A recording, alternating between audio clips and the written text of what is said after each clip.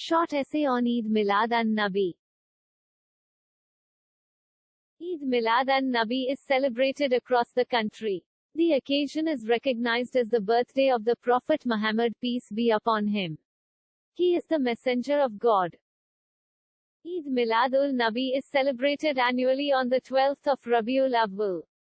In the Muslim community, this day is celebrated with countless prayers and singing praises for the Prophet of Allah. There's a national holiday in most of the Muslim majority countries of the world. Primary, secondary, high school, and college students are assigned to write a speech on Eid Milad-un-nabi and convey it to the audience. Some Muslims, however, do not celebrate this occasion as his birthday or death anniversary, as they believe celebrating birthdays or death anniversaries is not a part of Muslim society as such.